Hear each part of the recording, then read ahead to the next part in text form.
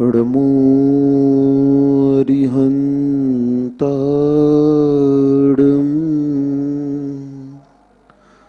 अडमो सिद्धाडम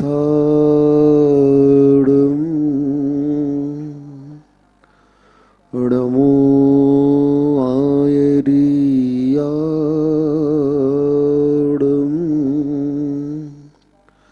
अडमो वज्झायाडम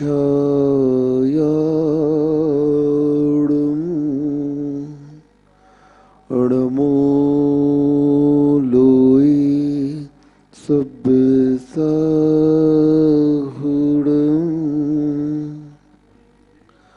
हानित घटती आयु है पर पाप मति घटती नहीं। आई बुढ़ोती पर विषय से कामना हटती नहीं। मैं यत्न करता हूँ दवामय धर्ममय करता नहीं। दुर्मोह महिमा से ग्रसित हूँ नात बच सकता नहीं। जय बोले खैरड़ श्री कुंडलपुर के बड़े बाबा की जय हो। मूल नायक श्री चिंतामणि पार्श्वनाथ भगवान की जय। परम पूज्य संत श्रोवणी आचार्य भगवान श्री विद्यासागर जी महामुनिराज की जय हो। परम पूज्य निर्यापक श्रवण मुनि श्री सुधा सागर जी महाराज की जय हो। अहिंसा में विश्व धर्म की जय हो। जय बोलिए परम पूज्य मुनि श्री महासागर जी महाराज की जय हो। ऐसा कहा जाता है कि श्रवण की अपेक्षा मनन में कई गुना शक्ति होती है। श्रवण की अपेक्षा, सुनने की अपेक्षा मनन में कई गुना शक्ति होती है और मनन की अपेक्षा अनुसरण में और ज्यादा कई गुना शक्ति होती है। क्योंकि हम सुनते तो बहुत हैं, प्रत्येक व्यक्ति दो कानों के माध्यम से दिन भर में कितना सुनता है आप लोग स्वयं देख लें। लेकिन सुनकर के आप लोग ग्रहण कितना करते हो ये महत्वपूर्ण है। सुनते तो सबको ही है, ग्रहण कितना किया।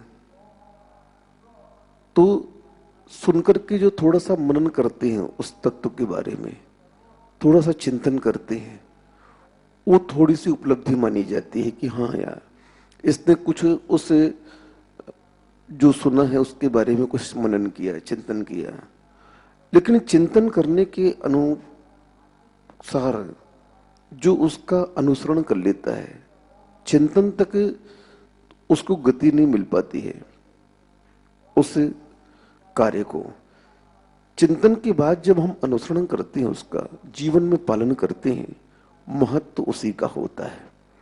आप लोग किसी भी वस्तु, मान लो सपोज डेट किसी खाद्य पदार्थ की रेसिपी चल रही है और आपको दिखाया जा रहा है, देखिए ये सामान इस प्रकार से बनाया जाता है, इसमें ये मिलाएंगे, ये करेंगे, ऐसा ऐसा करेंगे और इतनी देर तक उसे आग में रखेंगे तो वह क्या होगा, तैयार हो जाएगा। अब उस रेसिपी को आपने सुन लिया, सुनकर के चिंतन में ले आए, उपयोग में ले आए, लेकिन मात्र उतने वह से समान नहीं बनेगा, उसका अनुसरण करना पड़ेगा। आप जाइए, प्रयोग करिए उसका। प्रत्येक कार्य सफलता के लिए प्रयोग मांगता है और उस प्रयोग के आधार पर ही सफलता निर्धारित होती है कि आपका प्रयोग कितना चल रहा है। अगर प्रयोग नहीं है तो सफलता मिल नहीं सकती है। इसलिए प्रयोग करने का आप थोड़ा सा अभ्यास करिए। हमने धर्म के बारे में सुन लिया, धर्म की परिभाषाएं सुन ली, हमने त्याग को सुन लिया, सब कुछ जिनवाणी में तो सब लिखा पड़ा है। कुछ भी ऐसा तत्व तो नहीं बचा जो हमारे जिनवाणीमान में नहीं लिखा, हमारे आचार्यों ने, हमारे तीर्थंकरों ने नहीं कहा। लेकिन देखो, कहने के उपरांत सुनने वाले कितने होते हैं। भगवान के समोसरण में ठसाठस जीव भरे रहते हैं, असंख्यात देव, असंख्यात त्रियंश, मनुष्य तो संख्याते ही हैं। तो अपने हिसाब से वो भी वहां रहते हैं। लेकिन देखिए ना आप लोग, साक्षात भगवान तीर्थंकर देव की वाणी खिर रही है, आत्म तत्व के वैभव को वो प्रस्तुत कर रहे हैं अपने व्याख्यान में। संसार के पापों को, व्यसनों को, विषयों को, कसाइयों को, मोह को, राग द्वेष को, उन कर्मों की प्रगति के बारे में बता रहे हैं कि देखिए, संसार से अगर ऊपर उठना चाहते हो तो आपको इस मार्ग का अनुसरण करना पड़ेगा। व्याख्यान में पूरा का पूरा तत्वों का विश्लेषण वहां पर सूक्ष्मता से दिया जा रहा है, क्योंकि उनके केवल ज्ञान में जो झलका, जो दिखा, वो उसे बता रहे हैं और वो इस सत्य का प्रस्तुतिकरण कर रहे हैं। वो यही चाहते हैं सभी आत्मा मेरे जैसे शुद्ध बन जाए। लेकिन शुद्ध कब बनेगी भैया? जब वह आत्मा उसका अनुसरण करेगी, प्रयोग करेगी। क्योंकि किसी भी कार्य को करने के लिए यह आत्मा ही सबसे पहले आगे आती है, चाहे पाप कर्म हो और चाहे पुण्य कर्म हो। इन कर्मों का आश्रय और बंध किसने किया है? कर्म ने थोड़ी किया है कर्मों का बंध। कर्म से कर्म बंध नहीं होता। अगर कर्म से कर्म बंध हो जाए तो आत्मा तो स्वतंत्र हमेशा रहेगी, फिर मुक्ति की अवधारणा करने का कोई प्रश्न ही नहीं उठता है। कर्मों का आश्रय और बंध किसने किया है? आत्मा की वैभाविक परिणति जो कसाय है, उस वैभाविक परिणति ने जो राग द्वेष रूप परिणति होकर के उस पुद्गल कर्मों से अपना अनुबंध कर लेती है, उसमें अपना अटैचमेंट कर लेती है, उससे जुड़ जाती है, उसे अपना मानने लगती है, उसे दूर अपना नहीं दुश्मन मानने लगती है, द्वेष करने लगती है। बस ये जो आत्मा की वैवाहिक परिणति है, उस कर्म के साथ जुड़ते ही वह कर्म आत्मा से चिपक जाता है। अब बताओ, कर्मों को बांधा किसने? हमारी ही आत्मा ने बांधा है। दूसरा कोई कर्म को बांध नहीं सकता। वो किसी के पास शक्ति, पुद्गल के पास में शक्ति नहीं है, ये शक्ति आत्मा के पास में है। आत्मा अभी वैभाविक परिणति के कारण उसका जो विपरीत परिणमन हो रहा है, यही आश्रय और बंध का कारण है। आचार्य कहते हैं, जब तक योग कसाय के साथ रहेगा तो वह लेस्य में परिणत होकर के स्थिति और अनुभाग को डालता रहेगा आत्मा में। क्योंकि जब तक योग और अकसाय इन दोनों की मित्रता रहेगी, तब तक मात्र पाप का ही आश्रय होगा, पुण्य का आश्रय हो नहीं सकता है। पुण्य के आश्रय के लिए तो आपको कसाय नियम से छोड़नी पड़ेगी। बिना कसाय को छोड़े आप कुछ भी नहीं कर सकते हो। इसीलिए तो भगवान की भक्ति बताई गई है आप लोगों के लिए। पूजन आदि कल जैसे मैंने कहा था, क्यों कहा था? क्यों भैया, कसाय की मूर्णता कब होगी? जब उस उपयोग में आप वितरागता को स्थान देंगे, सत्कार्यों को स्थान देंगे, तो वह उपयोग आपका कसाय से रहित हो जाएगा।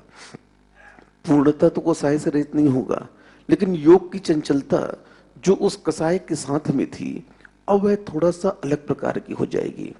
क्योंकि पूज्यवर अकलंक स्वामी महाराज जी ने राजवार्तिक में 3 प्रकार के असंयम की चर्चा की है। अनंत अनुबंध जन्य असंयम, अप्रत्याख्यान संयम, असंयम। अनंत अनुबंधी जो असंयम है वो अलग प्रकार का है थोड़ा सा, क्योंकि उस असंयम के मौजूद रहते यह जीव कभी भी सम्यक्त को प्राप्त नहीं कर सकता है। लेकिन अनंतनुबंधी संबंधी आपने असंयम को हटा दिया, लेकिन आप ये मत समझना हमने सब कुछ प्राप्त कर लिया। आचार्य कहते हैं, अभी असंयम जो अप्रत्याख्यान और प्रत्याख्यान संबंधी बैठा है ना, ये भी बहुत बड़ा है। हाँ, इनकी कसाई भी, क्योंकि चारों सर्वघाती प्रकृति हैं ये तीनों चौकड़ी। और सर्वघाती प्रगति का अर्थ है ये कभी भी हमारे आत्मा के आवरण को उद्घाटित नहीं होंगी। जब तक इसका क्षयोपशम क्षय नहीं करेंगे, तब तक हम आगे की ओर यात्रा कर नहीं सकते हैं। आज हमारे उस सम्यक्त का घात कौन कर रही है? अनंत अनुबंधी कसाई। चलो, इसकी विषय योजना कर ली। अब आप सम्यक दृष्टि बन गए। अब सम्यक दृष्टि बनने के उपरांत आपको वृत्ति बनने से कौन रोक रहा है? इस सिद्धांत से आप थोड़ा सा तुलना करिए।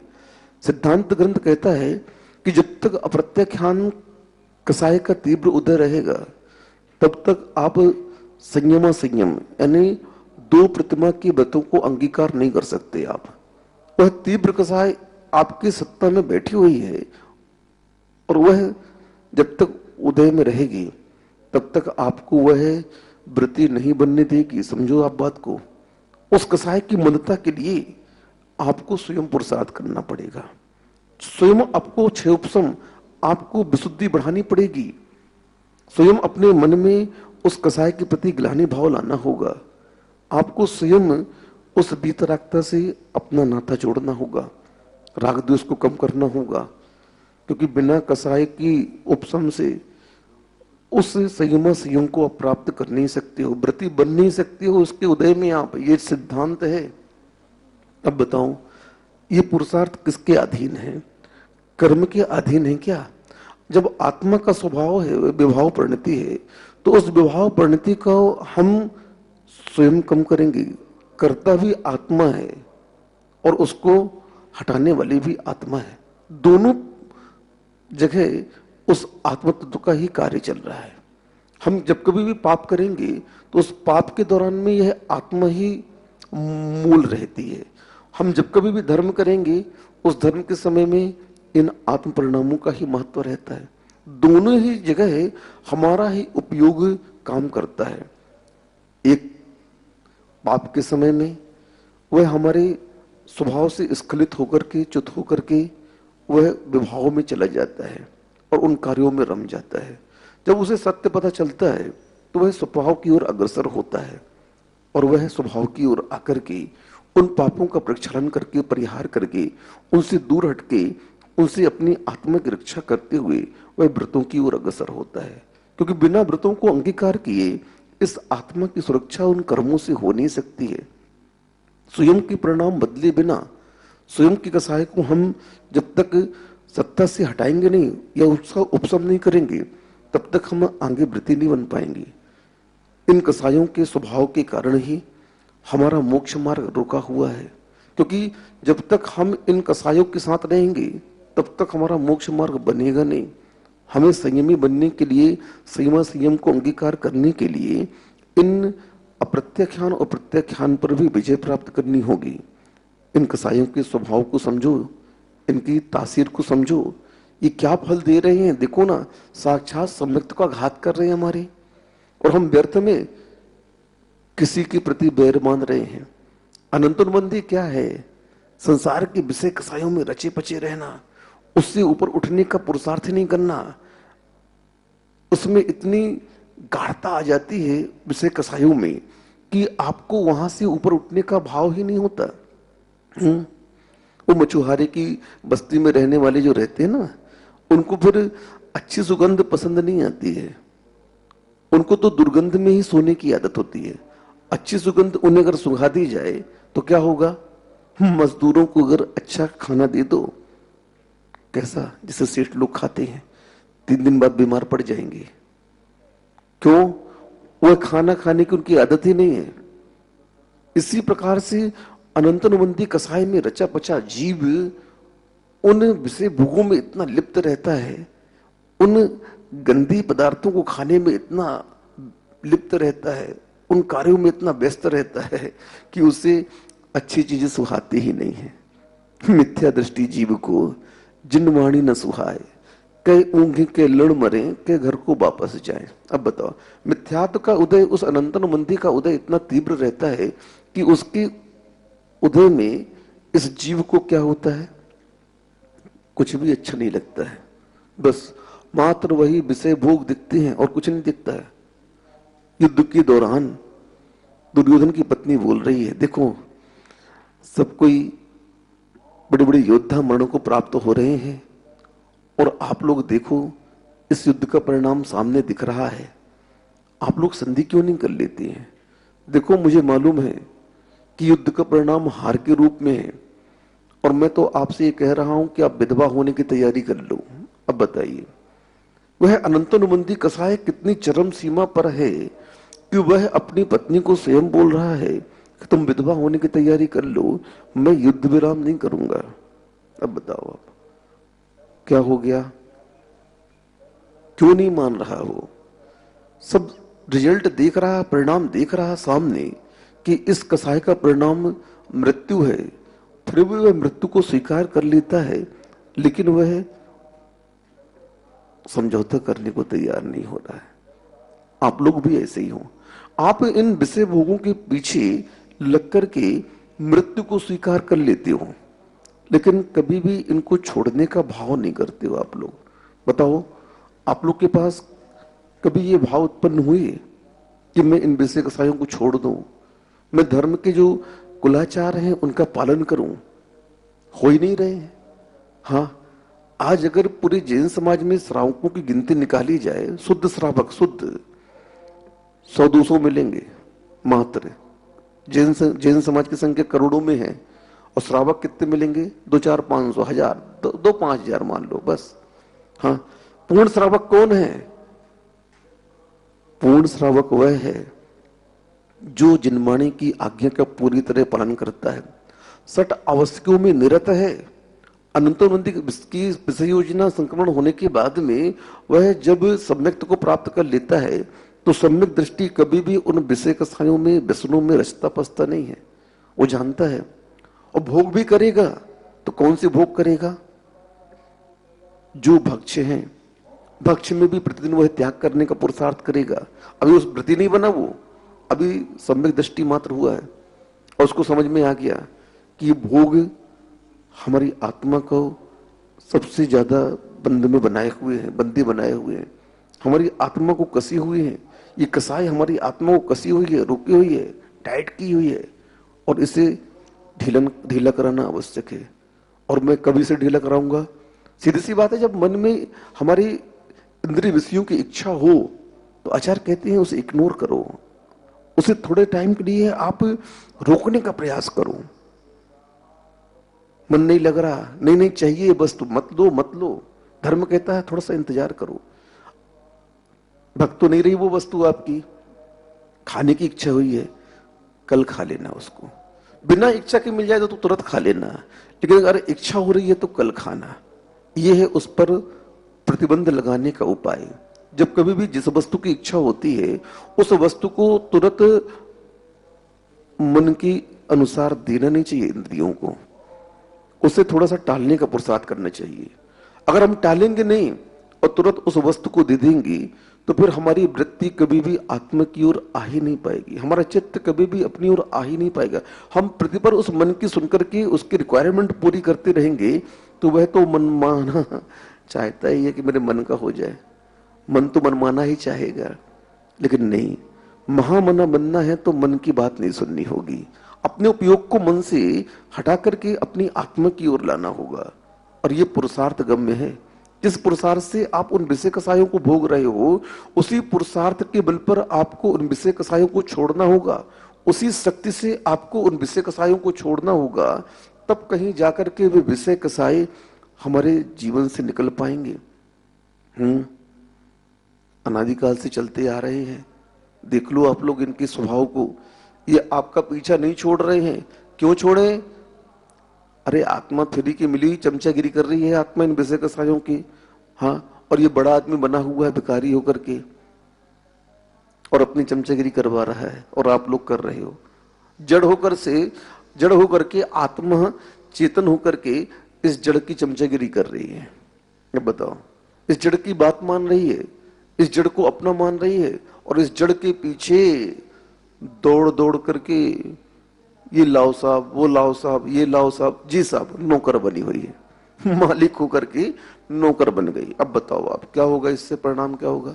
हाँ, अब अभी तुमने अनंतोन्नति की विषय योजना कर दी, अनंतोन्नति पर विजय प्राप्त कर ली, सम्यक्त को प्राप्त कर लिया, तो सम्यक्त को प्राप्त करके आपने अभी एक असंयम का घात किया है। अभी 2 असंयम आपके जीवन में बैठे हैं।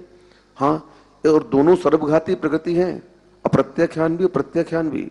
और इस प्रत्याख्यान का उदय जब तक रहेगा, तब तक आपको संयम लेने के परिणाम नहीं होंगे।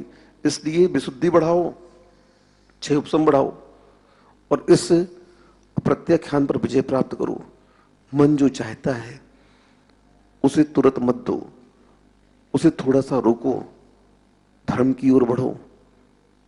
मन कहेगा बाजार चलो, मन कहेगा पिक्चर देखने चलो, मन कहेगा मोबाइल देखो, मन कहेगा ये करो, वो तो दूसरी जगह ले जाएगा।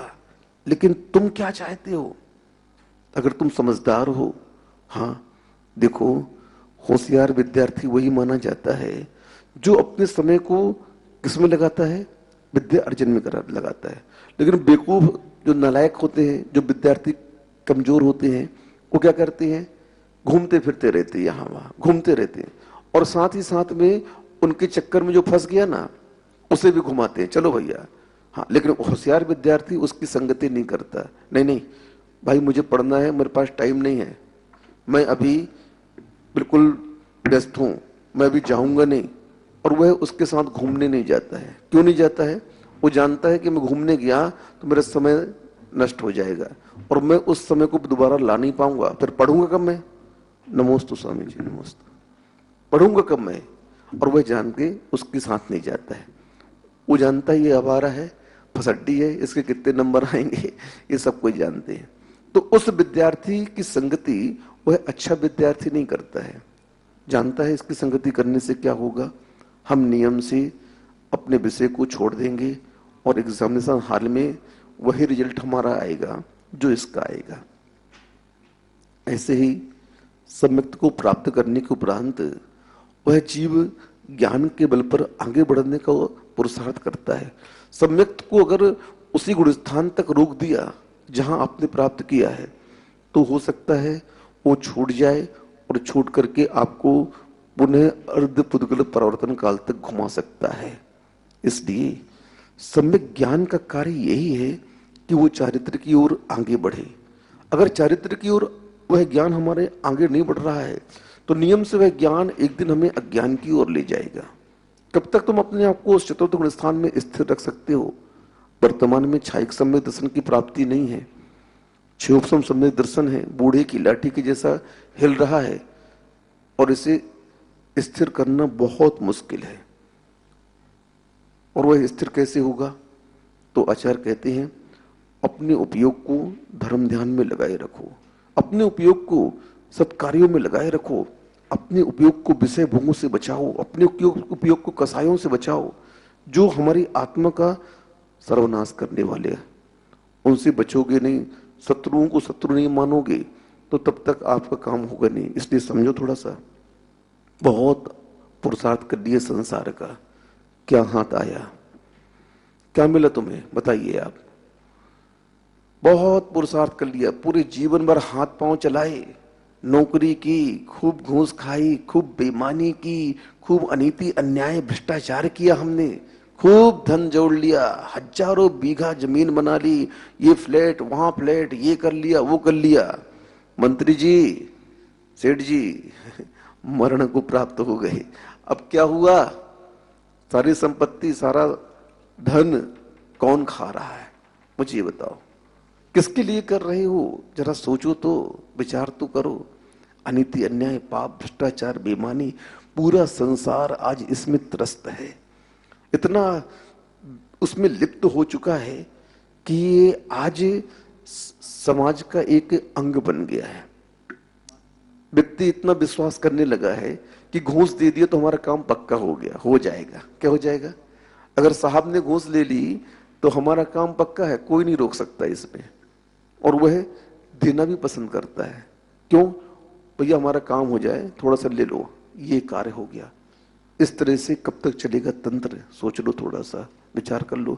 देने वाला भी पापी और लेने वाला भी पापी।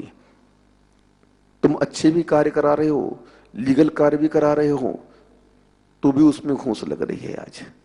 अब बताओ, ये परिणाम आज जीवों का हो गया है।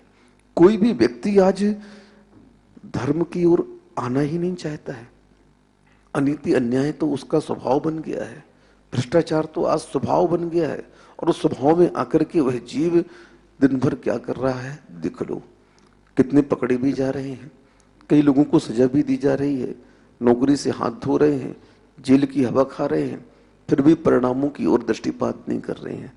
परिणाम तो यही होगा, सीधी सी बात है। हाँ, कोई भी पाप करोगे, पाप का परिणाम फंसने की बात में सजा ही है। हाँ, डरता कौन है? जो चोर होता है, जो बेईमान होता है। साहूकार कभी नहीं डरता है। आत्मा कहती है इन कर्मों से डर क्यों रहे हो? ये तो चोर है, इन चोरों से क्या डरना? तुम तो साहूकार हो, शांत रहो, इनसे डरो नहीं। लेकिन व्यक्ति इनसे डर जाता है। थोड़ा सा कर्म वेदना के रूप में आए, बीमारी के रूप में आए, ये औषधि करना है तुमको। अब औषधि में क्या मिला है? मांसाहारी औषधि है, धर्म के ऊपर श्रद्धा नहीं है, और तुमने उस औषधि को ग्रहण कर लिया। अब बताओ, कर्म ने बोला मेरी बात मान ली इसने, मैं जीत गया। क्या हो गया? आत्मा हार गई। अब उस कर्म के आगे, उस रोग के आगे, उस उपसर्ग परिचय के आगे तुम हार गए। कर्म बोलता मैं तो यही चाहता था तुम हार जाओ, और तुम हार गए। और हार गए तो परिणाम क्या होगा? कर्म के अधीन हो गए, तुमने उसकी व्यवस्था को स्वीकार कर लिया। रात को भूख लगी, प्यास लगी, कर्म तो वेदना के लिए आया ही है। अब तुमने उसके उस वेदना को स्वीकार कर लिया, सहन नहीं किया। आत्मा अगर सम्यक्त की ओर है तो वो स्वीकार नहीं करेगी उसको। अगर वह कल्याण चाहती है तो वो बोलेगी नहीं नहीं, कितना भी भूख लगे, कितनी भी प्यास लगे, मैं तो पानी नहीं पीऊंगा, मैं तो भोजन नहीं करूंगा, कुछ भी नहीं करूंगा मैं, मेरा तो कल तक के लिए त्याग है, चाहे मैं मरण को प्राप्त क्यों न हो जाऊं। कर्म हार जाएगा, क्योंकि तुमने कर्म के आगे घुटने नहीं टेके, तो कर्म को तुम्हारे आगे घुटने टेकना पड़ेगा। वह गुंडा कब तक बलवान है? जब तक उसको कोई मारने वाला नहीं मिला, तब तक तो वह बलवान है। और जैसे ही उस गुंडे को बीच बाजार में कोई ठोक देता है ना, तो फिर ठोकने वाला गुंडा बन जाता है। अभी कर्म गुंडा बना हुआ है, अभी वह दादागिरी दिखा रहा है, और उसके आगे आत्मा घुटना टेक देती है। कर्म बोलता है मेरे अधीन रहे, घुटना टेक दी। वही तो चाहता है। वो क्या चाहता है? जो बाजार में निकलते हैं, दादागिरी करते हैं, वो तो यही चाहते हैं सब क्या करें, साहब सलाम, राम राम भाई, और कैसे हो, पूछते रहे गली गली में, और उनका दबदबा चलता रहे। तो कर्म का दबदबा अभी चल रहा है। क्या हो रहा है? कर्म बोलता है ए, इसको आलू खिलाओ, इसको मांसाहार खिलाओ, इनको शराब पिलाओ, इनको अभक्ष खिलाओ, इनको बिस्नों में डाल दो, और तुम उसके हिसाब से नाच रहे हो, और तुम उस कार्य को स्वीकार कर लेते हो। कर्म बोलता शाबाश, इसने मेरी बात स्वीकार कर ली। ये रात को भी खा रहा है, ये पूजन भी नहीं कर रहा है, ये मंदिर भी नहीं जा रहा है, ये स्वाध्याय भी नहीं कर रहा है, ये आत्म तत्व के कल्याण की कोई बात को नहीं सुन रहा है। यानी इस कर्म ने अपनी दादागिरी दिखा करके उस आत्मा को अपने अधीन बना लिया। बस वह जो चाहता था उसने वैसा कर दिखाया, और आपने वैसा कर दिया, तो हार किसकी हुई और जीत किसकी हुई? कर्म की जीत हो गई और आत्मा की हार हो गई। अगर कर्म पर विजय प्राप्त करना चाहते हो तो आपको उसकी बात को स्वीकार नहीं करना होगा। अगर तुम उस कुंडे से अपना भय मिटाना चाहते हो तो एक बार अपनी शक्ति को बटोरो, इकट्ठा करो। वो भी इंसान है और तुम भी इंसान हो, वही शक्ति तुम्हारे अंदर है, वही शक्ति उसके अंदर है। तुम अपनी शक्ति इसलिए नहीं दिखा रहे हो कि तुम सोचते हो मैं उलझ जाऊंगा, कौन पछड़े में फंसेगा। लेकिन एक बार जब तुम सोच लोगे करने और मरने की, अब देखा जाएगा, जो होगा सो देखा जाएगा। ये भी गुंडा तो हम भी गुंडा, महाजन से बड़ा गुंडा कोई नहीं, निपट लेते हैं इससे। और जैसे तुमने उसके ऊपर हाथ छोड़ दिया ना, ओ पूरी पब्लिक जो अभी तक शांत थी ना, वो इंतजार कर रही थी कौन हाथ छोड़े इसके ऊपर, बस उसकी पिटाई शुरू हो गई। ऐसे ही जिस दिन आप कर्म के ऊपर हाथ छोड़ दोगे ना, बस कर्म की पिटाई हुई, फिर देखो क्या होता है। भगवान के समूसरण में यही तो होता है। उनको देख करके, उनके वैभव को देख करके, उनके ज्ञान को देख करके, उनके उस सारे के सारे पुण्य की प्रकृति को देख करके कई लोगों का मन होता है कि नहीं, जब इन्होंने अपने उस स्वभाव की उपलब्धि कर ली, उस स्वभाव को प्राप्त कर लिया, जब इन्होंने कर लिया तो क्या हम नहीं कर सकते क्या? और भगवान यही बोलते हैं, नहीं नहीं, सबके पास में शक्ति है, एक इंद्री के पास में भी भगवान बनने की शक्ति है। भले वो उस पर्याय में व्यक्त ना हो, लेकिन शक्ति तो अभव्यों के पास भी है। शक्ति को कोई खत्म नहीं कर सकता है। हाँ, अभिव्यक्ति नहीं हो सकती है। अभिव्यक्ति के लिए भव्यता चाहिए, मनुष्य पर्याय चाहिए, और तुम्हारे पास में सब कुछ मिल चुका है। अगर हम उस कर्म की बात को मानते चले जाएंगे तो संसार का अंत कभी भी नहीं हो पाएगा। संसार का अंत चाहते हो, मृत्यु पर विजय चाहते हो, उस आत्मा की उपलब्धि चाहते हो, तो कर्म पर प्रहार करना होगा। हाँ, वो जब जब वो जिस चीज की ओर आपको ले जाए उस ओर आपको नहीं जाना है। जब ये दृढ़ता आपके अंदर आ जाएगी, ये संकल्प शक्ति आपके अंदर उत्पन्न हो जाएगी, आप संकल्प ले लेंगे कि चाहे मैं मरण को प्राप्त हो जाऊं। मरोगे नहीं, पक्की बात है। भारत में बहुत सारे मुनि महाराज हैं, हाँ, जो एक ही बार आहार लेते हैं। क्या वो मरण को प्राप्त हो गए क्या? रात को नहीं खाए तो? श्वेतांबर परंपरा में भी जो साधु होंगे वो भी रात्रि भोजन तो नहीं करते होंगे, पक्की बात है। भले 2-3 बार जो उनके यहाँ व्यवस्था है आहार की वो लेते होंगे, लेकिन रात्रि को तो वो भी नहीं खाते होंगे। अब बताओ, चारों प्रकार के आहार का तो वहां भी त्याग होगा। क्या वो मरण को प्राप्त हो गए क्या? नहीं, नहीं मरे, निश्चित नहीं मरे। उनका भी कहीं ना कहीं संकल्प तो है कि मैं अब इतने बजे तक ही खाऊंगा, उसके बाद नहीं खाऊंगा। और दिगंबर साधु की चर्या तो आपके सामने स्पष्ट दिख रही है, कुछ कहने की आवश्यकता नहीं है। अब बताओ, कहां पर हम लोग कमजोर बन रहे हैं, कहां पर हम लोग कमजोर दिख रहे हैं आपके सामने? कहीं भी कमजोर नहीं है, बस कमजोरी हमारे संकल्प में है, हमारी दृढ़ता में है। हमारे उस उपयोग की शक्ति क्षीण होती जा रही है। विभाव परिणति में आकर के उन विभाव के चक्कर में उस कर्म की बात को सुनकर के हम उस पर प्रभावित होकर के अपने आप को भूल जाते हैं। बस यही गलतियां सुधारना अपन को। हमें उस कर्म की बात नहीं माननी है। हमें बोलेगा पियो, मैं तुम्हें पाप में भीगना चाहता हूं, मैं तुम्हें अन्य पर्यायों में देखना चाहता हूं, मैं तुम्हें संसार से विदा नहीं होने देना चाहता हूं, तुम्हारा संसार अनंत बना रहे, मैं यही चाहता हूं। उन्होंने इस कोर्स को पढ़ा और इसका अनुसरण किया और परिणाम के रूप में भी आपके सामने सिद्ध हुए, आराध्य बने आपके। आप लोग भी उस अनंतनवंदी कसाय संबंधी असंयम को समाप्त कर चुके हो, तो विश्राम नहीं करो, वहां पर आगे बढ़ो। अप्रत्याख्यान संबंधी असंयम को हटाने का पुरुषार्थ करो, तब संयम आपके जीवन में आएगा और आगे बढ़ोगे।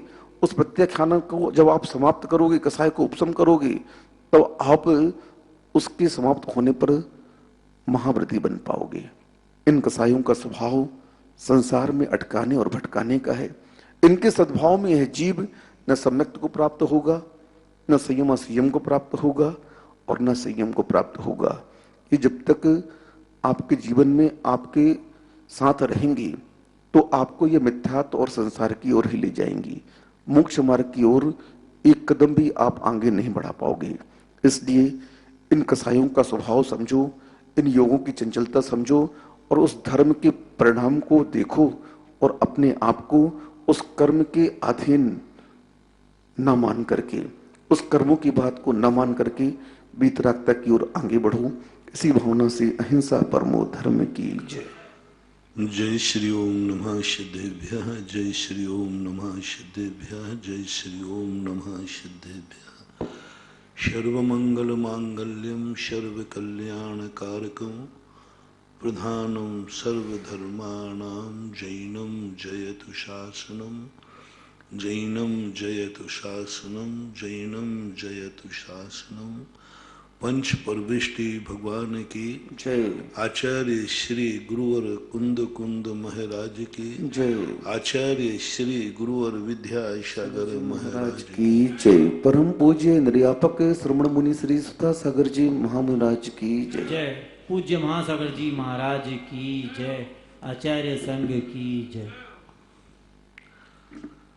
अपनी जिंदगी को, व्यक्ति को तीन तरफ दृष्टि रखना। जिसे हम त्रिकाली दृष्टि भी कह सकते हैं। एक वह जो हमें आगे बढ़ने की प्रेरणा देते हैं, वे आराध्य पूज्य, उनकी चर्चा अपन बाद में करेंगे। एक वो हैं जिनके जो हमसे पुण्यहीन हैं, उनसे संबंध नहीं बनाना, उनका सहयोग करना। पुण्यहीन से यदि संबंध बनाओगे तुम खुद पुण्यहीन हो जाओगे। डूबते वाले के साथ संबंध बनाओगे तुम खुद डूब जाओगे। हमेशा ध्यान रखना, हीन गुण वाले से संबंध बनाना कुंद कुंद भगवान के अनुसार स्वयं हीन होने की तैयारी करना। उन्होंने स्पष्ट उल्लेख किया पूज्यवर ने कि यदि तुम्हारा संबंध मन से, वचन से, काय से हीन गुण वाले से है तो तुम हीन गुण वाले वैसे ही हो जैसे किसी सज्जन व्यक्ति का संबंध किसी अपराधी से है तो कानून की दृष्टि में वह भी अपराधी की कोटि में आता है। यदि तुम दूध भी शराब की दुकान पर पी रहे हो तो तुम्हें भी दुनिया शराबी ही कहेगी। 16 व्यक्ति यदि 17 वालों के बीच में बैठ जाए तो वो 17 का ही कहलाएगा। ये कभी नहीं हो सकता कि 16 वालों के बीच में 17 वाला बैठ जाए तो वो 16 का हो जाएगा। जब भी एक विचारों में अमीर है और वो हीन विचार वालों से, जिसके विचार अच्छे हैं, उज्जवल हैं, धर्ममय हैं, यदि वो हीन विचार वालों के साथ रहता है तो हीन विचार वाला उच्च विचार वाला हो पाएगा कि नहीं, लेकिन उच्च विचार वाले के हीन की संभावना होने की संभावना ज्यादा है, बहुत ज्यादा। कुंद कुंद भगवान ने एक गाथा दी, कुछ भ्रष्टों के द्वारा भ्रष्ट है, कुछ भ्रष्ट हैं और कुछ भ्रष्टों के द्वारा भ्रष्ट है। कुछ तो अपने आप भ्रष्ट हो जाते हैं और कुछ भ्रष्टों की संगति में भ्रष्ट हो जाते हैं। अच्छे अच्छे लोगों को जब बुरी विपरीत संगति मिल जाती है तो वे भी बुरे हो जाते हैं। अच्छे अच्छे पढ़ने वाले को यदि न पढ़ने वालों के साथ 6 महीने बैठा दो, वो भी बिना पढ़ने वाला हो जाएगा, वो भी फेल हो जाएगा। अमीरों को गरीबों का संबंध बना दो तो गरीब तो अमीरी बन नहीं पाएगा क्योंकि वो बदकिस्मती है, लेकिन किस्मत वाले की बदकिस्मत जरूर हो जाएगी। इसलिए हमेशा ध्यान रखना, क्योंकि मैंने आपको 1, 1.5, 2 महीने में पुण्यहीनों के प्रति आपको बहुत बहुत द्रवीभूत कर दिया है। इसलिए 2 दिन से मैं संभाल रहा हूं। परसों मैंने कहा था कि पुण्यहीन के साथ आपका ऐसे व्यवहार हो, सब कुछ करो, लेकिन कल मैंने संभाला आपको कि पुण्यहीन के साथ कुछ पाने का भाव नहीं, हमें वह सब कुछ सावधानी रखना है। कल बहुत बड़ी हमने बात कही आपसे, अपने से कम पुण्यहीन के सामने कभी सदोषी सिद्ध मत हो जाना, बस एक साधना करो। कल की बात बहुत सारे दुनिया के लिए बहुत बड़ी बात थी, समझने वाले के लिए बात छोटी सी है। हर व्यक्ति एक नियम ले ले, मैं कभी अपने से छोटों के सामने सदोष सिद्ध नहीं होऊंगा। बाप बेटे के सामने सदोष सिद्ध ना हो जाए। बेटा ने आके महाराज से कहा, महाराज जी पापा गुटखा खाते। बंधु, कोई भी सजाएं हो, कितनी बड़ी सजा हो, कितनी बड़ा पापी हो, इससे बड़ा निकृष्ट कोई व्यक्ति नहीं जिस बेटे को दोष दिख गया पिताजी में। बच्चा तो अज्ञानी है, बच्चा तो ना समझ है। बच्चा के अंदर तो ये परिणाम होता है कि पापा जो कर रहे हैं वो सब सही है, उसको एक संस्कार होता है। छोटे आदमी के पास एक गुण होता है, वो कहता है बड़े जो कर रहे हैं सब अच्छा है, जो भी कर रहे हो। छोटे की एक नियत है, गॉड गिफ्ट मान लो। वो बड़ों के संबंध में कल जो मैंने कहा था बुराई देखने की, बात की बात है, पहले उसको गॉड गिफ्ट मिलती है, हमें बड़ों के संबंध में जो कर रहे हैं सब अच्छा कर रहे हैं। लेकिन कल जो बात कही थी ध्यान रखना, ये दुर्गुण भी छोटों में होता है, वे 2 मिनट में गुणों को दुर्गुण में बदल देते हैं। यदि छोटे तुम्हारे में गुण देख रहे हैं, तुम्हारी बहुत बड़े पुण्यवानी है। तुम्हारा सबसे बड़ा पुण्य कौन? तुम अपने आप को पुण्यात्मा कब मानोगे? महाराज मैं पुण्यात्मा हूं ये कब मानूं? पुण्यहीन तो आपने बता दिया, लेकिन मैं पुण्यात्मा हूं कैसे मानूं? बहुत छोटा सा थर्मामीटर है। तुमसे छोटा, तुमसे पुण्यहीन, तुम्हारे में गुण ही गुण देख रहा है, तुम बड़े पुण्यात्मा हो। कौन? भगवान नहीं कह रहा हूं, भगवान की बात नहीं कर रहा हूं। भगवान तुम में गुण देख रहे कि नहीं, गुरु तुम में गुण देख रहे कि नहीं, बड़ा तुमसे जो छोटा है, पुण्यहीन है। अब वो किसी में ले लेना, उम्र में ले लेना, रिश्तों में ले लेना, धन दौलत में ले लेना, ज्ञान में ले लेना, प्रोशन में ले लेना, भोजन में ले लेना, कहीं भी ले लेना, आंखों को, कानों में, नाक, जहां तुम्हारी मर्जी पड़े। तुमसे पहले तो मैंने कहा था आपसे कि पुण्यहीनों की लिस्ट बनाओ, और तुम पुण्यवान हो कि नहीं इसका उन पुण्यहीनों से पूछो कि मेरे विचार आपको कैसे लगते हैं।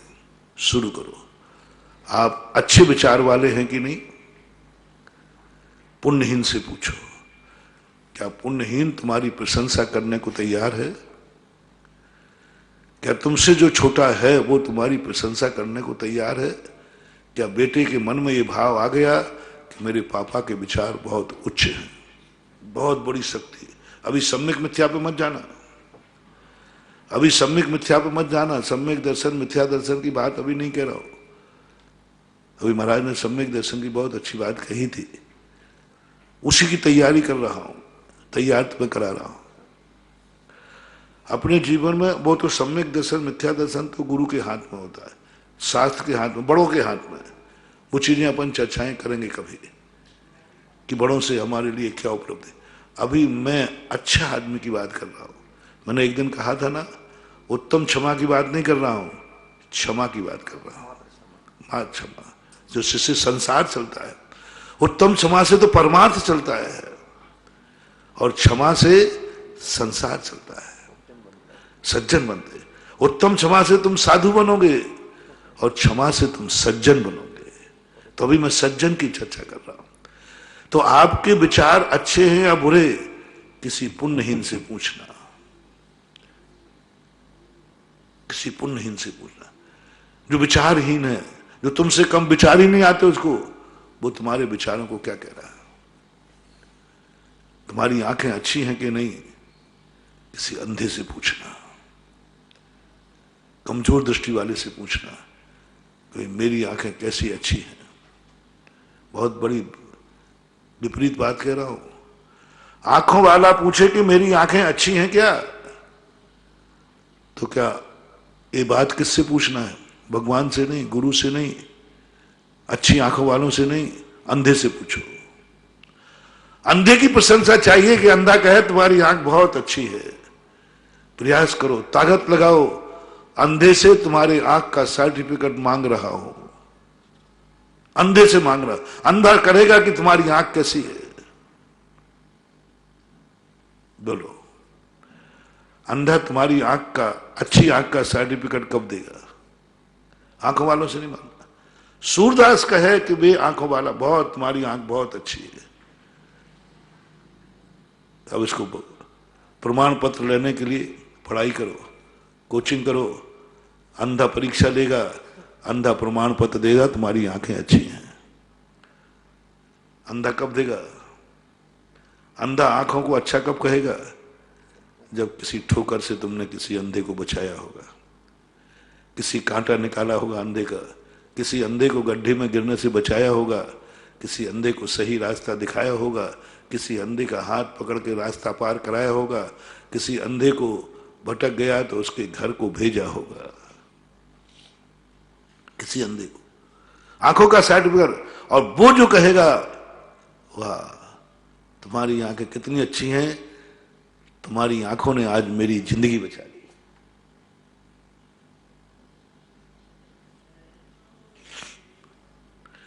तुम्हारा ज्ञान कैसा है? कोई मूर्ख तुम्हारे ज्ञान की प्रशंसा कर दे, मूर्ख, अज्ञानी। तुम्हारी वैभव है, तुम्हारा ज्ञान है, और प्रशंसा कौन कर रहा है? मूर्ख। मूर्ख, अज्ञानी, बुद्धिहीन कब तुम्हारी प्रशंसा करेगा? जब कभी तुमने उसको 2 अक्षर सिखाए होंगे, कभी किसी जहर पी रहा होगा और तुमने उसको बचाया होगा, कोई ऐसा ज्ञान दिया होगा जिसमें वो सफलता को प्राप्त हो गया होगा, ऐसा कोई हुनर सिखाया होगा, उसको 2 रुपए कमाने की कला सीख गया होगा। गुरु किसे मान लेते हैं लोग? के गुरुओं में किसे मानते? जूनियर सीनियर को गुरु मान लेता है। बोले उन्होंने आज मुझे जिंदगी दे दी, आज उन्होंने सिखा दिया। बालक क्यों मास्टर को पूछता है? कौन सी धन दौलत देता है मास्टर? कौन से जीवन में साथ देता है मास्टर? लेकिन मास्टर को गुरु मान लेते, क्योंकि मास्टर ने मुझ मूर्ख को, जिसको 1 अक्षर लिखना नहीं आता था, आज मुझे किताब पढ़ना आ रहा है, उसने सिखा दिया मुझे। कभी किसी ज्ञान दिया तुमने? किसी मूर्ख को, अज्ञानी को किसी रास्ता दिखाया? कानो का हाथ तुम्हारे बहुत अच्छे हैं, किसी अपाहिज से हाथ का सर्टिफिकेट लेना, लंगड़े से किसी पैरों का सर्टिफिकेट लेना। तुम्हारा मकान है, ये मकान अच्छा है, किसी पुण्यहीन से सर्टिफिकेट लेना है, तुम्हारा मकान बहुत अच्छा है, जो फुटपाथ पर रह रहा है। फुटपाथ पर रहने वाले से एक सर्टिफिकेट चाहिए कि मेरा मकान अच्छा है कि नहीं। किससे जाना? फुटपाथ पर रहने वाला। कोई अमीर से नहीं, कोई महाराज से नहीं। आज प्रसंग दूसरा है। वो सर्टिफिकेट नहीं कह रहा हूं कि हाँ बहुत अच्छा मकान है, महाराज के हार कराते हो, ये तो बहुत बातें हो गई। मैं पुण्यहीन से सर्टिफिकेट मांग रहा हूं। महाराज का हार है, वो तो मोक्ष मार्गी का हार है, सम्यक दृष्टि का घर है, वो तो बहुत बड़ा आगे का है। अभी तो वो के सज्जन का घर है कि नहीं तुम्हारा? ये घर ठीक है कि नहीं? फुटपाथ पर रहने वाला कभी तुम्हें प्रमाण पत्र मांगो उससे। फुटपाथ पर रहने वाला प्रमाण पत्र कब देगा? तुम्हारा मकान तुम्हारे पास, और सर्टिफिकेट कौन देगा? फुटपाथ कब देगा? अब आपको सोचना है। आपसे यदि नहीं बने तो मेरी कोचिंग कर लेना है, मैं पढ़ा दूंगा तुम्हें, मैं पढ़ा दूंगा, मैं फुटपाथ वाले से दिलाऊंगा। कभी तुमने उस फुटपाथ वाले को 2 तरीका, कभी उसको तुमने, कभी बरसात हो रही थी, ठंड पड़ रही थी, ओला पड़ रहा था, तुम घर में ठुठुर रहे थे और तुमने कहा कि भाई ये फुटपाथ पड़ा, भैया आ जा, ये बरामदे में बैठ जा, यहाँ बैठ जा, थोड़ा बैठा दो। अब वो सर्टिफिकेट देगा। आज यदि सेठ जी की हवेली नहीं, मेरी किस्मत में तो हवेली है नहीं, मेरी किस्मत में तो अकेली है नहीं, आज सेठ जी की हवेली नहीं होती तो हम मर गए होते, मेरा बच्चा, मैं मर गया होता ठुठुर के। वो सर्टिफिकेट देके जाएगा और हमेशा उस हवेली के सामने आएगा, इस हवेली ने मुझे सहयोग किया था। रामचंद्र जी लौटते समय एक एक जगह गए, बोले हमें इन्होंने शरण दिया था, हमें इन्होंने शरण दिया था, कैसी विपदा में काम आए थे मेरे। एक एक के जाकर आभार मानते, जाते समय सब मिला, लौटते समय रामचंद्र ने एक एक का आभार मानते हुए आए। वैष्णव दर्शन में एक बहुत सुंदर चित्रण आया है रामायण के अंदर। जब विदेही लौटने लगी तो पुष्पक विमान से उतर रही थी, मैं आभार की बात कर रहा हूं, तो एकदम बोलती सीता विमान को रोको। बोले क्यों? बोले इस नदी के सामने मैंने मनोती मांगी थी, जो भी नदी पड़ी थी वहां, नाम स्मरण नहीं है, इस नदी के सामने हमने प्रतिज्ञा की थी, हे मैया यदि, हाँ जो भी है, यदि मैं लौट के आई पुनः इस अयोध्या की सीमा में तो मैं पुनः तुझे प्रणाम करूंगी, आभार मानूंगी। वहां सम्यक मिथ्या पे मत जाना कि पानी की पूजा हो रही, वहां आभार। सीता ने उतर के कहा मैया से कि मैंने मैया से कहा था, मैया मैं लौट के आऊंगी तो फिर से तेरे लिए प्रणाम करूंगी, मुझे एक आशीर्वाद दे कि मैं दोबारा प्रणाम कर सकूं। और आज मैं उसका आभार मानने जाता रामचंद्र जी जब उसके मित्र थे किरात, विमान उतारा, बोले नहीं, अयोध्या से निकलती पहली रात मेरी कठिन की रात थी, पहली रात मेरी बहुत कठिन की रात थी, और मुझे किरात ने सहयोग दिया था। विमान उतार करके किरात का आभार माना। रास्ते में जितने आश्रम मिले उनका आभार माना, एक एक का आभार मानते हुए लौटे। और ये परंपरा आज खत्म हो रही है, खत्म हो रही है। आज अपना उल्लू तो सीधा कर लेते हैं, अपना काम सीधा कर लेते हैं, बना लेते हैं, लेकिन दो शब्द भी आभार के नहीं होते।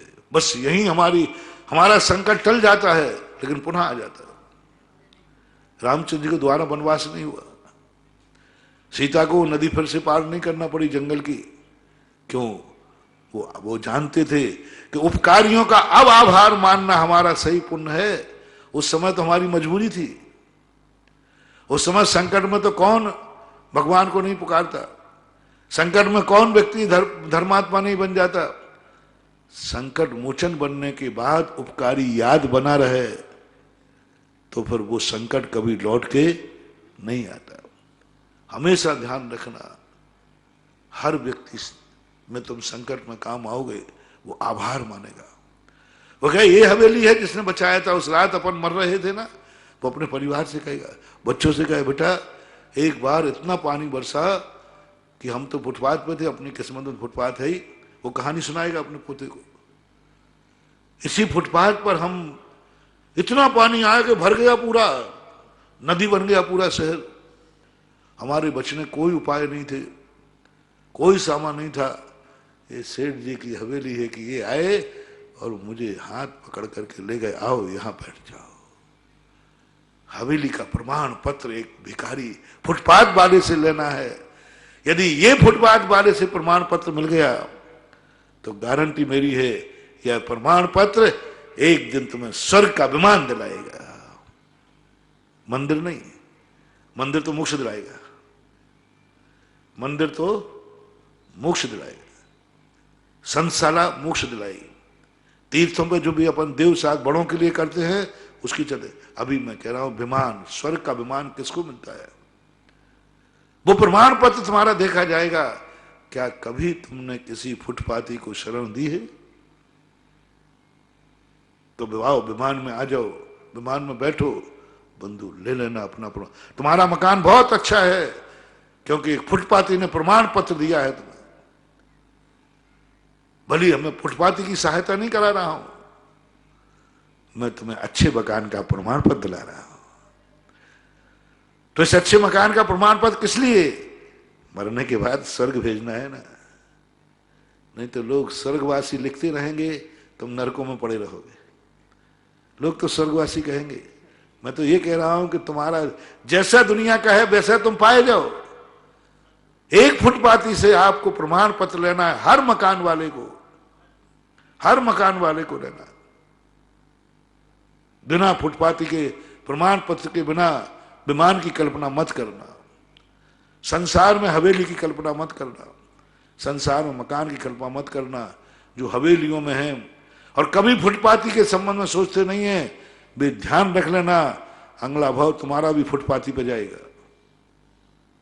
इसलिए कर रहा हूं मैं फुटपाथी को सहायता। मैंने पहले ही कहा हमारे यहां पर का उपकार कुछ है ही नहीं। पर का उपकार तो होता है, वस्तुतः तो अपना स्वयं का उपकार है। तुम्हारा स्वयं का उपकार उसका तो भला होगा या नहीं होगा क्या पता, लेकिन तुम्हारे लिए बहुत बड़ी शक्ति है मानवाओ।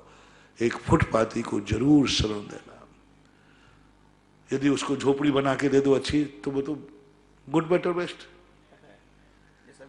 हाँ, फुटपाथियों के लिए जैसे अभी हाँ आर के मार्बल वालों ने परिवार ने झोपड़ियां दिलवाई, उजड़ी हुई झोपड़ियां दिला दी। कोई लेना नहीं, कोई देना नहीं, मकान बन गए। आज भी दुआओं पर दुआएं दे रहे। दीपावली पर प्रवेश है सबका, होली पर सबका, दिवाली पर जो पाटनी जी ने बनाए थे पूरे, उनका प्रवेश है। ऐसे गदगद हो रहे वो उनके मकान देख करके। 2-2 मंजिल मकान बना लिए उन्होंने। 2 भाई थे, अलग अलग थे, उन्होंने कहा नहीं अपन 2 मंजिल बना लेते। बना लिया। कभी यदि ये कर सको अपनी जिंदगी में, हवेली बनाने के पहले, हवेली का नागर करने के पहले अथवा रहने के पहले ये किसी, हाँ उन्होंने वैसे नहीं बनाया, स्वयं मजदूरी की। उन्होंने कहा सेठ जी का पैसा है, एक एक पैसा बचाऊंगा, कम से कम में बनाऊंगा। तो ये जरूर, किसी पुण्यहीन को आप एक झोपड़ी जरूर बना देना। नहीं बनाई कोई बात नहीं, ये तो मेरिट लिस्ट वालों की बात है, पर कभी कोई उन पर विपदा आ जाए, कभी कोई बरसात हो,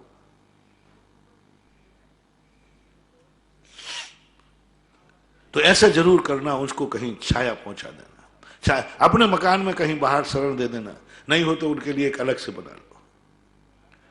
तीसरे नंबर पर महाराज जी उन मकानों को, उनको गरीबों को मकान में शरण देंगे, सब गंदा कर देंगे, और क्या पता बाद में उनकी नीयत खराब हो तो चोर बन जाएंगे। अच्छा ये डर है तुम्हें, कोई बात।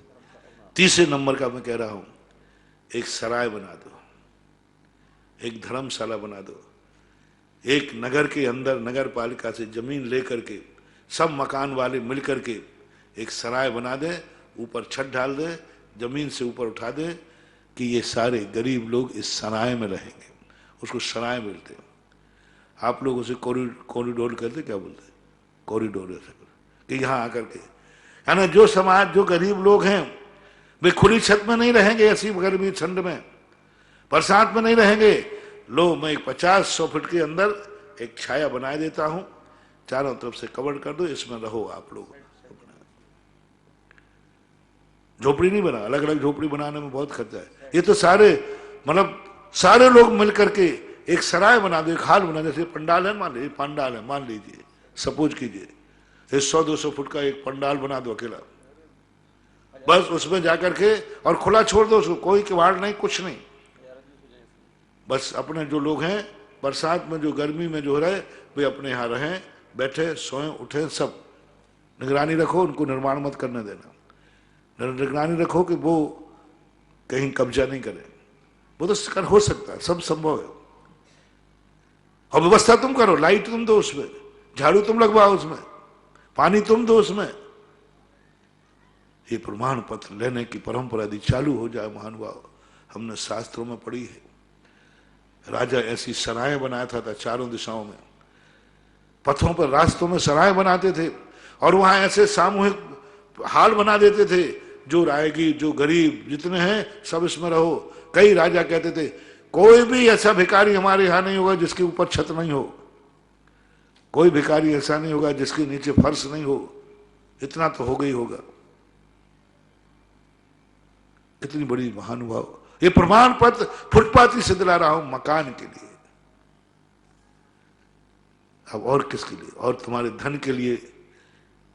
वो देखना, वो इतनी दुआएं देगा जब बरसात हो रही होगी और सराय में शरण मिल जाती है।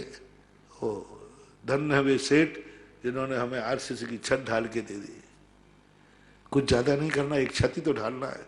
अरे अकेले नहीं ढाल सको तो 10 लोग मिलकर ढाल दो, 20 लोग मिलकर ढाल दो, लेकिन कुछ स्थान ऐसे बनाओ जो किसके पास कुछ नहीं है उनके लिए।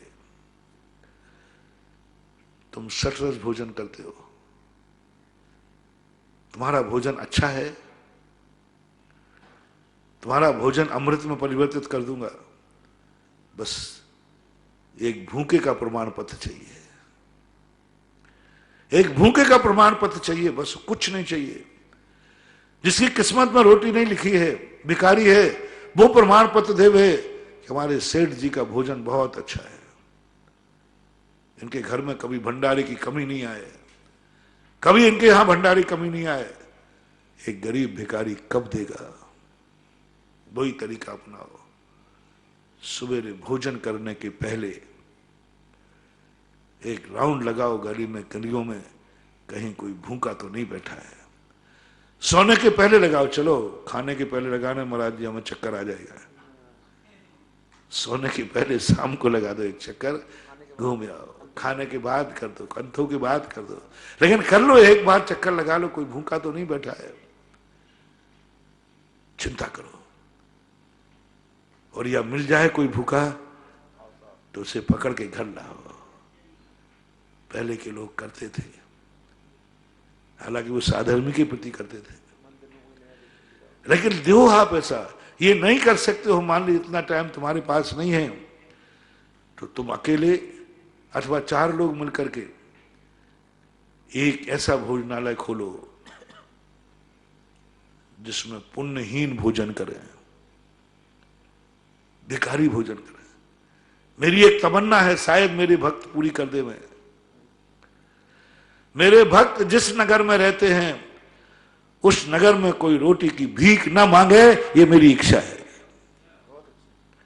कोई रोटी की भीख, मैं रोटी भीख में नहीं खिलाना चाहता हूं, और कुछ मैं कर पाऊं या नहीं कर पाऊं। गांधी जी ने दांडी यात्रा की थी तो कौन सी यात्रा वो चलाते? नमक के लिए की थी। उनका एक ही उद्देश्य था, बस दुनिया में हर चीज बिके, नमक पर कोई टैक्स ना हो। नमक पर कोई टैक्स नहीं होना चाहिए, बस नमक फ्री मिलना चाहिए। वो उनकी थी, हालांकि नहीं हो पाई पूरी। मैं भी गांधी के विचारकों का समर्थक हूं। मैं भी एक तमन्ना है, जिस जिस नगर में गांव में मेरे भक्त रहते हैं उस गांव में कोई भिखारी रोटी के लिए ना मांगे, रोटी मांगकर नहीं खावे। रोटी जैसी बात, रोटी जैसा जीवन, रोटी प्राण है। प्राणों की भीख मांगना, रोटी की भीख मांगना यानी प्राणों की भीख मांगना है।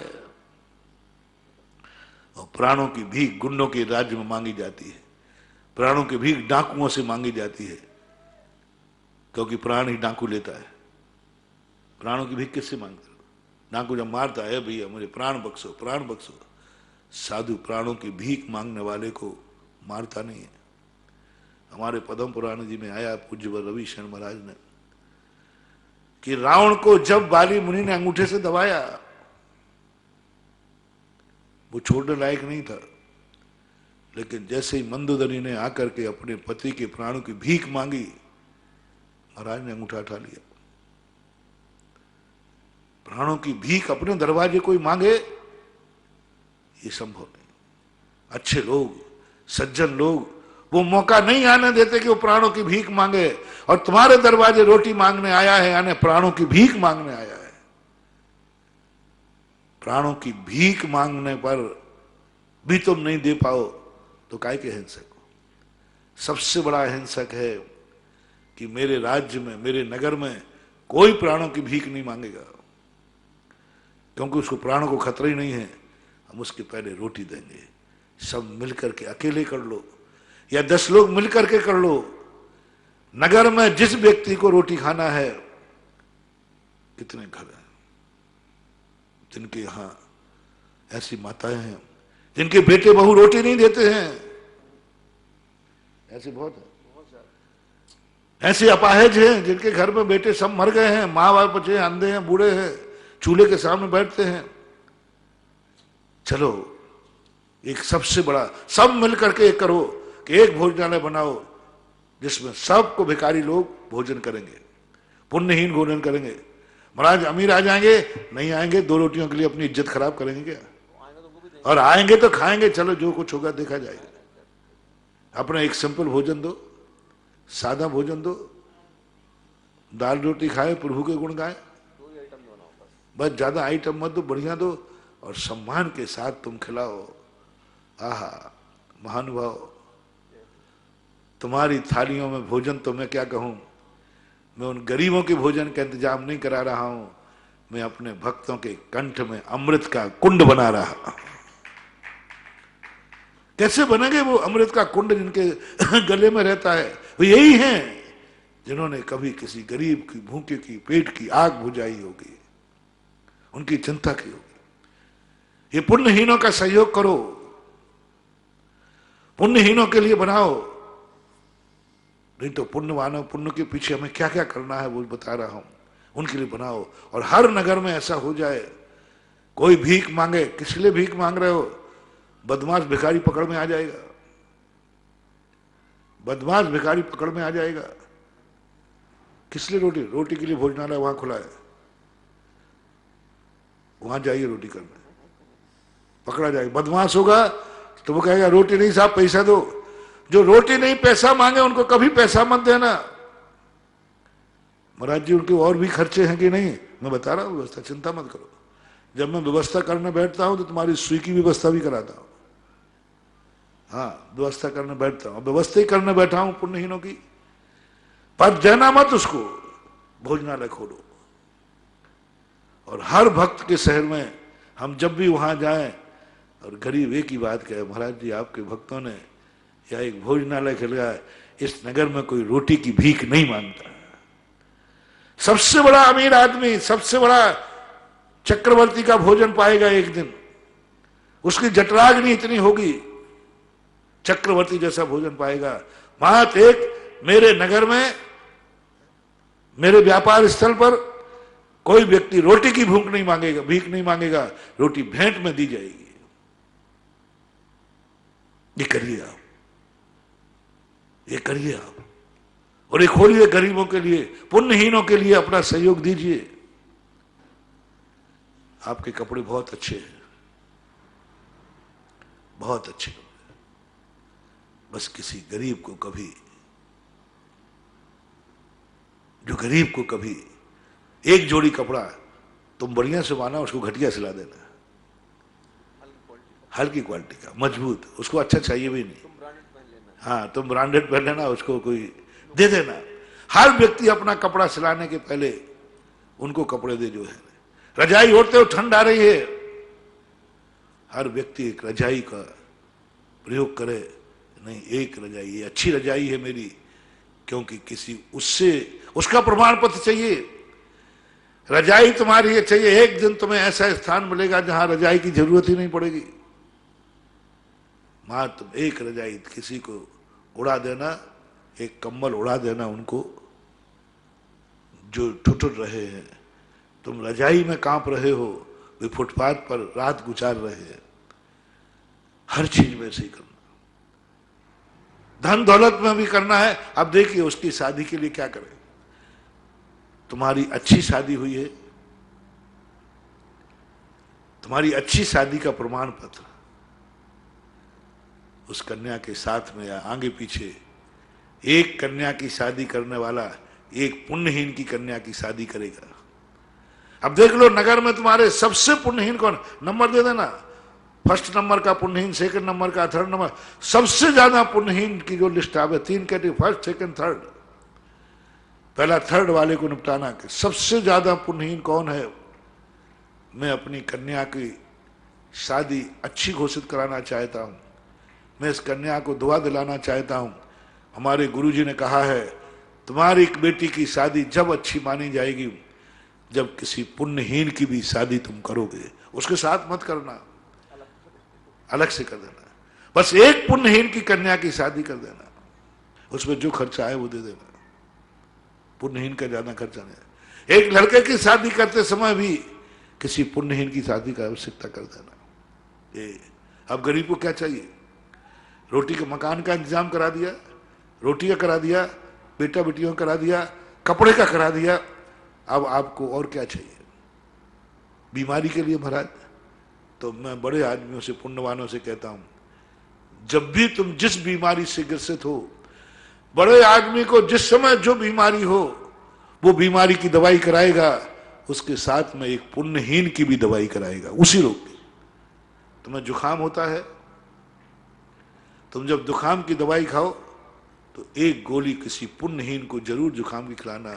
उन जुकाम वालों की लिस्ट बनाना कि मुझे जुकाम हुआ है, मेरे से पुण्यहीन कितनों को जुकाम हुआ है, उन पुण्यहीनों को जाकर दवाई देना। तुम्हें बुखार हुआ है, कोरोना हुआ है, तुम लिस्ट बनाओ, मेरे से क्या पुण्यहीनों को भी कोरोना हुआ है, बड़े आदमी की नहीं कह रहा हूं, मेरे से पुण्यहीन को और मेरे नगर में किसको पुण्य कोरोना हुआ है, उसकी दवाई का सहयोग मैं करूंगा, क्योंकि मुझे हुआ है और मेरे गुरु ने कहा पुण्यहीन को जरूर करना। तुम्हें कोई भी बीमारी, ऐसे शायद सारे अमीरों में जितनी बीमारियां सब होती है, और हर व्यक्ति अपने बीमार से पुण्यहीन का लिस्ट बनावे। मलेरिया है तो मलेरिया, हेपेटाइटिस है तो हेपेटाइटिस, मोती झरा है तो मोती, सब लोग लिस्ट बनाओ, मेरे लिए जो होगा एक पुण्यहीन की भी दवाई होगी। यदि बड़े आदमी ये मान लें, मुझे नहीं लगता कि पुण्यहीन ज्यादा होंगे दुनिया में। बिजोलिया में कितने पुण्यहीन मान लूं, हाँ इस व्यवस्था में तुम्हें पुण्यवान बना रहा हूं। हाँ वे भी पुण्यवान। कितने पुण्यहीन होंगे जो दवाई भी नहीं कर सकते। बिजोलिया में मुश्किल से 100 आदमी निकलेंगे, बहुत मुश्किल है। लेकिन इतने लोग कितने हैं जो अपनी भी दवाई, वो पुण्यहीन की दवाई कर सकते हैं, हजारों मिल जाएंगे। कितने के गरीब होंगे जिनके घर में रोटियां नहीं होंगी खाने को बिजोलिया में, बोलो भाई। बिजोलिया में कितने होंगे जिनके घर में 2 टाइम की रोटी नहीं होगी। भिखारी का ओरिजिनल भिखारी, बिजोलिया का, बिजोलिया का ओरिजिनल भिखारी। मुझे दिखता है शायद संजय बाबू बोल रहे हैं ना, कोई ओरिजिनल है नहीं है। पर तुम्हें घोषणा करना है, किसी को रोटी की मांगने की जरूरत नहीं है। और बाहर का भी कोई भिखारी आएगा, उसके लिए भी रोटी, मेरे दरवाजा खुला है, मेरी सराय खुली है, मैंने स्थान बना दिया, वहां आके भोजन करे। रोटी की भीख नहीं, रोटी की भीख मांगना रोटी का अपमान है। और जो रोटी का अपमान कराता है वो एक एक दाने को मोहताज हो जाता है। जिसके घर में रोटी रखी हो और कोई रोटी की भीख मांग रहा हो, समझ लेना रखी हुई रोटी तुझे अभिशाप देगी, कहेगी तू एक दिन तू मुझे रखे हुए और वो भूखी रोटी के लिए मर रहा है। महानुभाव, तुम्हारे घर में रोटी है, और रोटी का अभिशाप मत लेना। वो रोटी तुम्हें अभिशाप देगी, क्योंकि उसके काम आ सकती है। वो भूख से रात भर सोया नहीं, और तुम्हारे यहां रोटियां पड़ी हैं, तुम्हारे यहां रोटियां पड़ी हैं, और वो रोटी के बिना पड़ा है। वो रोटी के बिना पड़ा है, आज उसको रोटी नहीं मिली, आज उसे खाना नहीं मिला, और तुम्हारे यहां पड़ी हैं यूं। सुबह कुत्ते खाएंगे, बिल्ली खाएंगे, फेंक दोगे, और वो जिंदगी की जूझ रहा है। इसलिए मैं कह रहा हूं कि उनके लिए आप ऐसा इंतजाम करें कि चाहे कोई भी हो, मेरे राज्य में, मेरे नगर में कोई रोटी की भीख नहीं मांगेगा। ऐसे ही दवाई के लिए, दवाई तो दान का रूप है भैया, दवाई तो दान है। नहीं, कोई दवाई के लिए कहीं नहीं गिड़गिड़ाएगा। जो जिस बीमारी से ग्रसित है वो बीमारी की एक गरीब को लेगा। पढ़ाई की बात है, हर व्यक्ति, कितने लोग हैं जो अपने बच्चों को नहीं पढ़ा सकते, इनकी संख्या थोड़ी बहुत निकल सकती है, लेकिन फिर भी आज उनकी संख्या ज्यादा है जो अपने बच्चों को पढ़ा सकते हैं, उनकी संख्या ज्यादा है। जो नहीं पढ़ा सकते उनकी संख्या कम है। वो एक एक लेना, मेरे बेटे के साथ एक बेटा पढ़ेगा, ठीक है, उस हॉस्टल में मत पढ़ाना, उस स्कूल में मत पढ़ाना, कम से कम सरकारी स्कूल की फीस तो दे ही देना। कम से कम कह दो कि जितने गरीब लोग हैं जो अपने बच्चों को नहीं पढ़ा सकते, वो सबसे सस्ता स्कूल है सरकारी स्कूल, उसमें पढ़ेगा, और सरकार की जो फीस होगी मैं दूंगा, सरकार के स्कूल में पढ़ने वाले किताबें मैं दूंगा, बस्ता मैं दूंगा, इतना कर लीजिए बस। सरकार भी दे रही, अपन भी दे, उनका सरकार का छोड़ो। आप एक बच्चे को जरूर पढ़ाइए, आपका ज्ञान, इतना ज्ञान हो जाएगा, बिना पढ़े लिखे स्वर्गों में द्वादशांग का ज्ञान होता है। हम तो रट रट के पढ़ पढ़ के परेशान हैं, तो भी भूल जाता हूं, आगे पाठ पीछे पाठ सब भूल जाता हूं। पढ़ लेता हूं, फिर भी ऐसा लगता है कि मैंने तो पढ़ा ही नहीं। और वे लोग देखो विशुद्धि पाते, कैसे पाते हैं, कभी उन्होंने अपने बच्चों के साथ उसको पढ़ा दिया होगा। ज्ञान का दान हो जाए, तुम्हारा ज्ञान का दान हो, तुम्हारा कल्याण, उसका बच्चा पढ़े या नहीं पढ़े, लेकिन तुम्हारी व्यवस्था कर रहा हूं मैं। उपादान की तरफ देखो। ऐसा ही आप,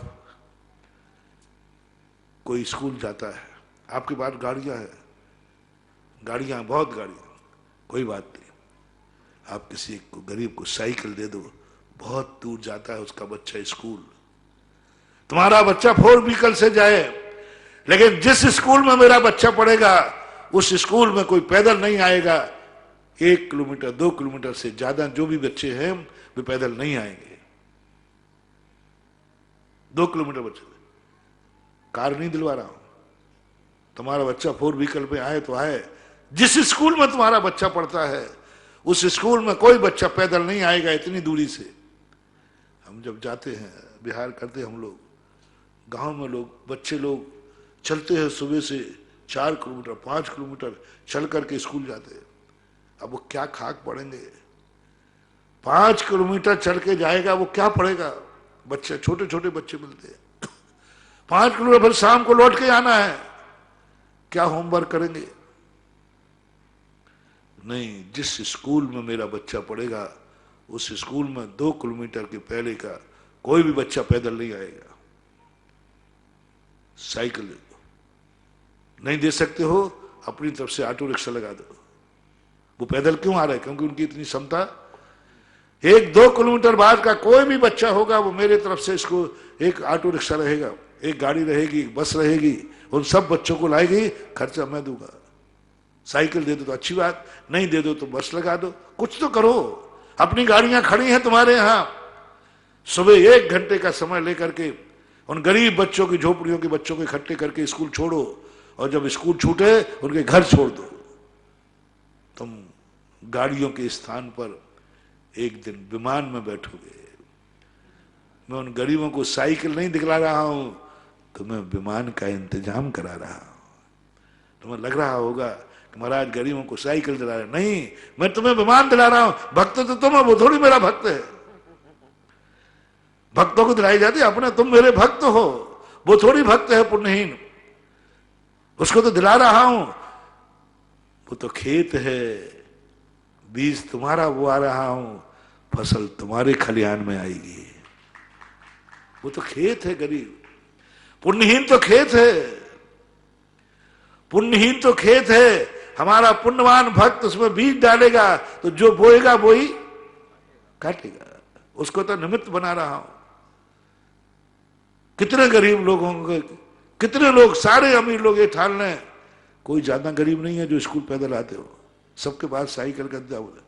मुश्किल से 10, 50, 100 लोग मिलेंगे जिनके लिए आपको स्कूल छोड़ना है बस, और वहां लेने जाना है। अपनी गाड़ी लगा दो तो ठीक, ऑटो रिक्शा लगा दो ठीक, साइकिल दे दो तो ठीक, क्योंकि ये स्कूल मेरे नगर का है, जिस नगर में वास करता हूं। ये स्कूल वो है जिसमें मैं पढ़ा हूं।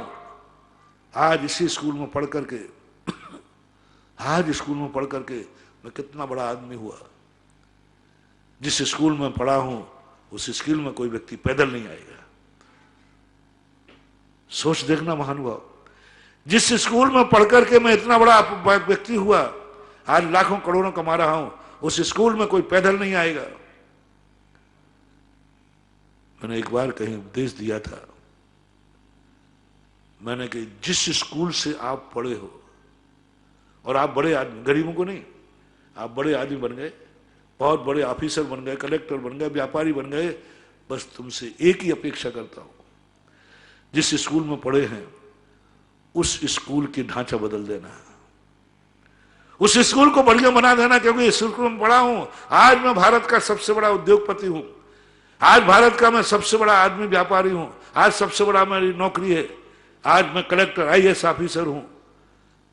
और आप ही IAS ऑफिसरों की कितनी कमाई होती है, इनकम टैक्स वालों के ऑफिसरों की कितनी कमाई होती है, मेरे से मत खुलवाओ। कितना भ्रष्टाचार, कितना, चलो तुम भ्रष्टाचार करते हो, रिश्वत लेते हो, लो, मैं कोई मना नहीं करूंगा उसके लिए, चलो मैं कोई मना, समर्थन भी नहीं कर रहा हूं, लो, मैं समर्थ, वो तो तुम ले ही रहे हो। मैं मना करूं तो लोगे और नहीं करूं तो लोगे। जब ले ही रहे हो तो इन भ्रष्टाचारी नेताओं से मेरा कहना है, भ्रष्टाचारी ऑफिसरों से मेरा कहना है, भ्रष्टाचारी जो दुनिया का खून चूस रहे हैं गरीबों का, ऐसे धन कमाने वालों से कहना है, कम से कम जिस स्कूल में पढ़े हो उस स्कूल की बिल्डिंग को ऐसे बना दो जैसे कॉन्वेंट की स्कूल की बिल्डिंग हो गरीबों के लिए। उस स्कूल को ऐसे बनाओ, ये स्कूल गरीबों का अच्छा का स्कूल है। मैं भी इस स्कूल में पढ़ा हूं, और आज स्कूल में पढ़ करके मैं इतना बड़ा हुआ हूं, इस स्कूल का ढांचा बदल दूंगा।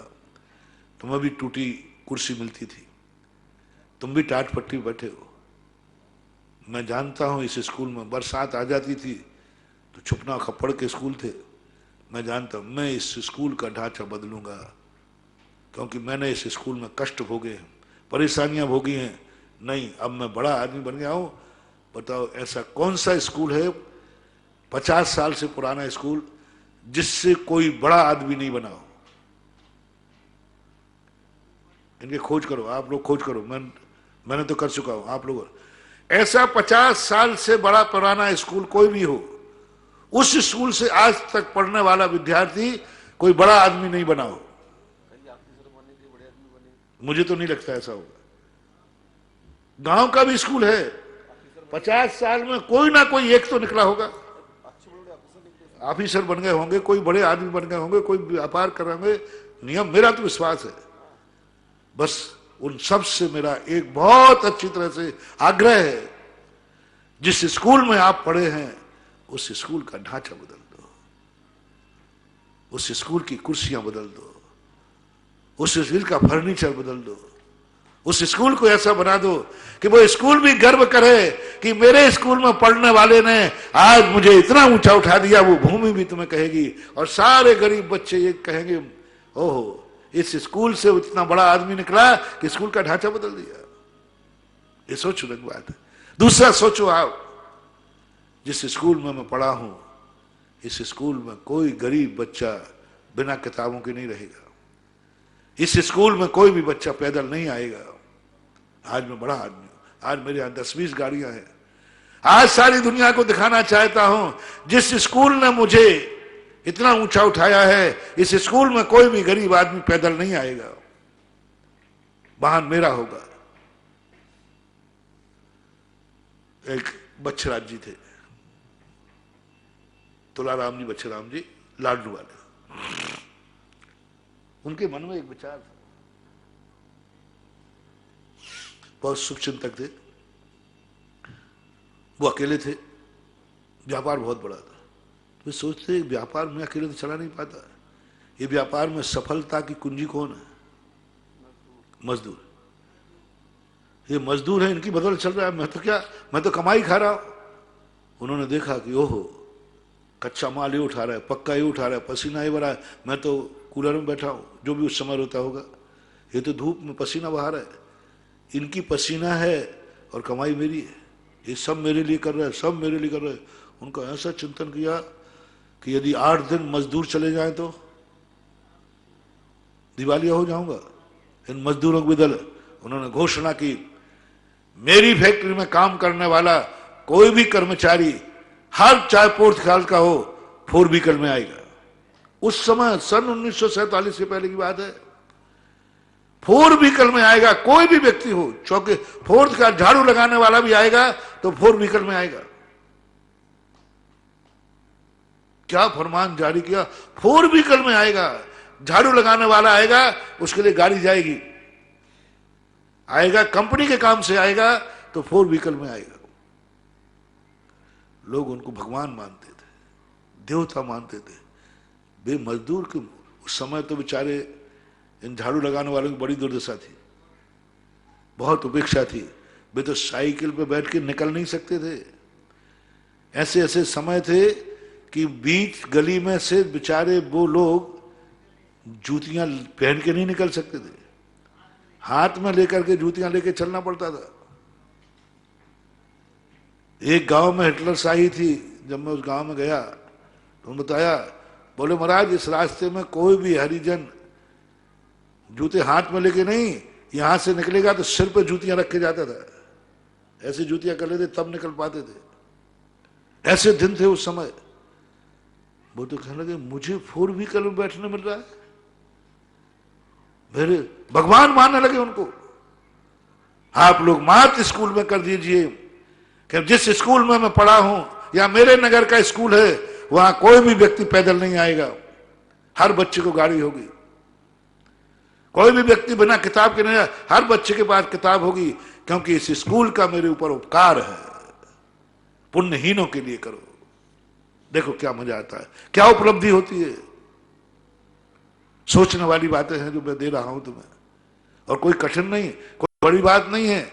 10 गाड़ियों में 1 गाड़ी यदि आपने लगा दी, स्कूल का पूरा व्यक्ति पैदल आना बंद हो जाएगी। बस तुम्हें स्वाभिमान लाना है। कोटा में छात्रावास में मैंने कहा, बहुत बार छात्रावास में वहां बहुत सारे लोग छात्रवृत्ति पर भी पलते, वो पूछते हैं महाराज जी आप मुझे छात्रवृत्ति दिलवा दीजिए, मैं इसको लौटा दूंगा यदि मेरी नौकरी लग जाएगी तो। मैंने कहा लौटाने की जरूरत नहीं, तुम एक नियम करो, यदि इस छात्रावास में लेके तुम पढ़े हो और तुम्हारी नौकरी लग जाए तो एक किसी गरीब को और छात्रावास में फीस दे के पढ़ाना। मैं छात्रावास में कभी निःशुल्क नहीं रखता, क्योंकि निःशुल्क रखूंगा तो कमेटी वाले दिवालिया हो जाएंगे, वो कहां से लाएंगे। मैं तो कहता हूं नहीं तुम करो। और आज कई बच्चे ऐसे हैं जो निकलने के बाद बोलते हैं कि नहीं, एक जिस कमरे में तुम रहकर पढ़े हो, जिस हॉस्टल में तुमने रहे हो, यदि अच्छी नौकरी लग जाए, गरीब नहीं तुम्हारे खर्चा चलाना, यदि अच्छी नौकरी लग जाए, बड़े व्यापारी बन जाओ, तो मेरी कृपा है, यदि मेरी कृपा चाहते हो तो एक छात्रावास में एक छात्रावास हो और बना देना। जिस छात्रावास में रहकर मैंने पढ़ा, एक छात्रावास बनाऊंगा मैं कहीं ना कहीं पुण्यहीनों के लिए। चलो एक मंजिल बना देना। महाराज जी थोड़ा ज्यादा है, चलो एक कमरा बना देना। इस हॉस्टल में पढ़ करके मैं इंजीनियर बन गया, इस हॉस्टल में पढ़कर मैं डॉक्टर बन गया, इस हॉस्टल में आज मैं करोड़ों बना रहा हूं। उन भ्रष्टाचारियों से भी कह रहा हूं, अच्छे वालों को तो कह ही रहा हूं, यदि तुम भ्रष्टाचार कर रहे हो, रिश्वत ले रहे हो, दुनिया भर के काम कर रहे हो, तो कम से कम उस विद्यालय, उस हॉस्टल को ध्यान रखो जिसमें बढ़कर के आज तुम इतने बड़े बने हो। उस भ्रष्टाचार के पैसे से एक कमरा बना देना। कम से कम पाप तो तुम कर ही रहे हो, कमरे के लिए पाप मत करना, लेकिन पाप कर ही रहे हो तो एक कमरा किसी पुण्यहीन को बना देना कि नहीं साहब, इस हॉस्टल ने मेरा उपकार किया है, उस हॉस्टल में कोई कमी हो तो कर देना पूरी, क्योंकि तुम उस हॉस्टल में रहे हो, उस हॉस्टल की तुमने कमियां देखी हैं, उस हॉस्टल में तुमने परेशानी देखी है, उस हॉस्टल में तुम्हें सब कुछ मालूम है। कह दो उस कमेटी वालों से, मैं जब पढ़ता था मैं कैसे भीख मांग के पढ़ा हूं, कैसे मैंने छात्रवृत्ति ली है, बस इस हॉस्टल में मैं पढ़ा हूं। इस हॉस्टल के दरवाजे से कोई गरीब व्यक्ति फीस के अभाव में वापस नहीं जाएगा। इस हॉस्टल में जो भी गरीब आएगा, कम से कम जो भी आए सबके लिए, आज मैं बहुत बड़ा आदमी हूं, इतना नहीं बन सके, एक छात्र मेरी तरफ से, 5 छात्र मेरी तरफ से, 2 छात्र मेरी तरफ से, मेरे लिए क्या फर्क पड़ता है। मैं इस हॉस्टल में पढ़ करके आज करोड़ों लाखों रुपया कमा रहा हूं साल के। आज मेरा 50 लाख का पैकेज है, आज मेरा 25 लाख का पैकेज है, क्या फर्क पड़ता है। हम 4 बच्चे यदि गोद ले लेंगे तो 2 लाख रुपए का फर्क पड़ता है। सोचने वाली बात है। हर चीज के लिए मैं कह रहा हूं, यदि तुम्हारे पास कोई भी और ऐसी चीज है तो बस उसके अभाव वाला जो वस्तु तुम्हारे पास है, वो वस्तु जिसके पास नहीं है उससे सर्टिफिकेट लेना है। अच्छे छात्र तुम रहे हो, इसका सर्टिफिकेट दे दिया, तुम्हें बता दिया किससे लेना है। तुम आज बहुत अच्छे अमीर आदमी बन गए, बहुत अच्छी पोस्ट पे चले गए हो, किससे लेना है। जो छात्र अभी पढ़ रहा है, पढ़ने के योग्य है, ये मनोज्ञ की भैया वृत्तियां कहलाती हैं। मनोज्ञ ले लो तो ठीक है, नहीं तो सहयोग के लिए। इसलिए आज आपका समय हो गया है, उपसंहारित नहीं, पुण्यहीन से संबंध नहीं बनाना, पुण्यहीन का सहयोग करना है।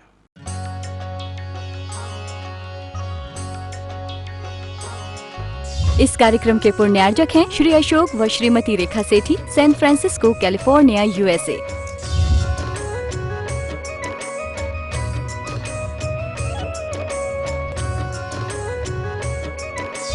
पुत्र व पुत्रवधू श्री हिमांशु सेठी व Shrimati Alka Sethi, San Francisco, California, USA। Shri Sudhanshu Sethi व Shrimati Rinki Sethi, San Francisco, California, USA। पौत्र व पौत्री श्रेय सेठी व Riya Sethi, San Francisco, California, USA।